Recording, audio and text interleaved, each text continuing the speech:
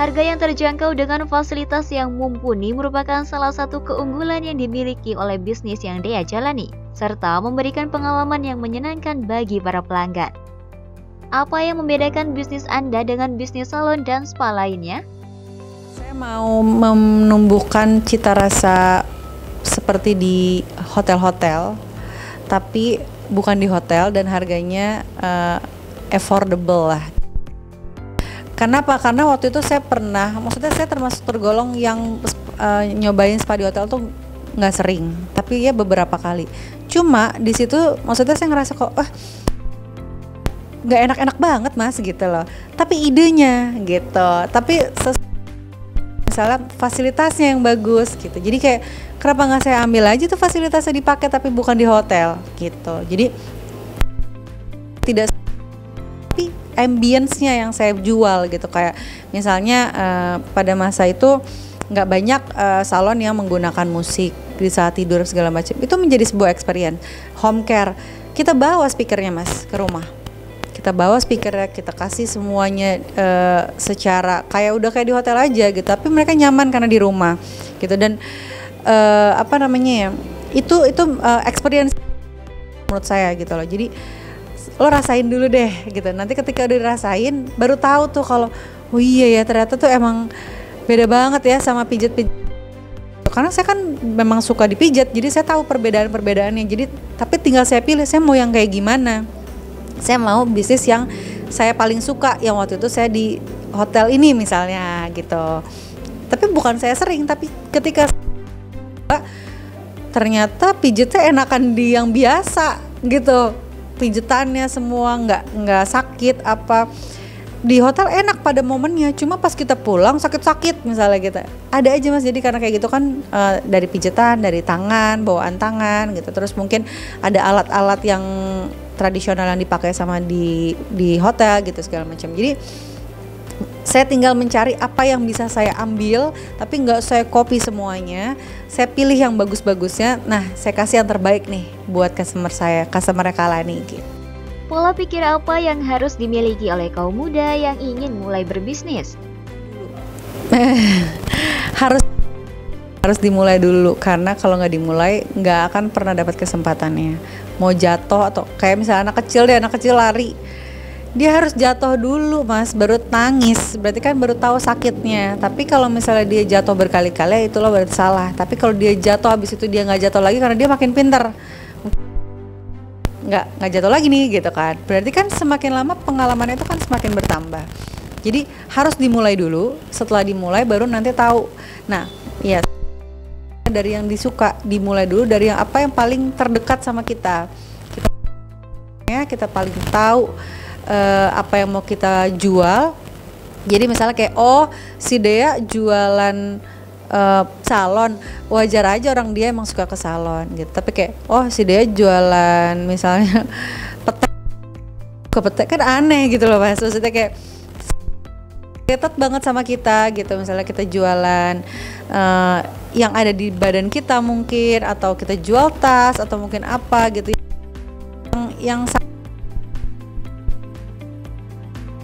Menggunakan fasilitas media sosial sebagai sarana promosi pun Dea lakukan agar bisnis yang ia jalani dapat dikenal oleh masyarakat luas. Bagaimana cara Anda memperkenalkan atau mempromosikan bisnis yang Anda jalani? Kita harus berani malu juga ya maksudnya, karena berkali-kali. Walaupun itu kan banyak yang bilang kalau misalnya itu kan maksudnya saya sih udah di titik dimana ya namanya jualan gitu. Ini bagus kalau saya nggak nge-repost, toh anyway cuma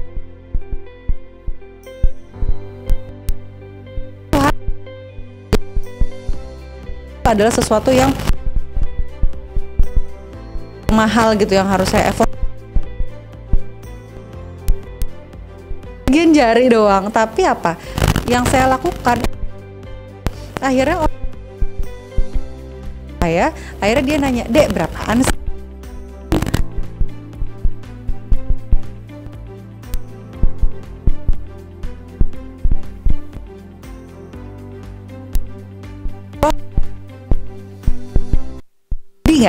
Dealing nggak akhirnya, jadi kita nggak boleh kesempatan gitu, laku nanti akan ketemu kok gitu. Pun yang ngelihat, kalau mau unfollow dia peduli, don't mind, maksudnya namanya ini usaha gitu, nggak usah hajar aja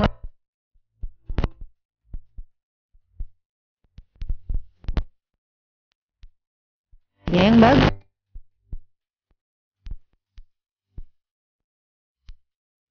di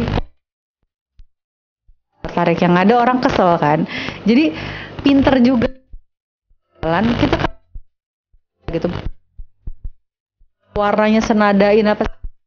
Kalau saya emang suka yang kayak gitu, jadi gitu loh, untuk ngebikin enak di mata saya baru gitu. Saya orang ngelihat apa yang saya lihat juga suka, itu maksudnya coba untuk post terus, karena lagi gila banget kan gitu. Mudahnya untuk meretas mungkin, walaupun ada plus dan minusnya, cuma kita ambil adalah untuk berjualan, untuk menjadi iklan, walaupun brand itu adalah sebenarnya cerminan dari kita sendiri, bukan produknya gitu. Jadi gimana caranya kita sendiri bisa mencerminkan brand itu menjadi sesuatu yang mahal gitu menurut saya. Apa harapan Anda untuk bisnis yang dijalani? Selalu exist. Kalaupun memang ada dari terus banyak titik di mana-mana mungkin ya kan, karena banyak juga kalian ini nggak mau buka di Jakarta aja karena di sini tuh pada tutup loh, gini gitu. Pengen sih, saya cuma takut kalau terlalu banyak, belum nemu tuh di mana titik di mana-mana. Nah, takutnya nggak kepegang gitu, takutnya turun gitu, makanya gitu.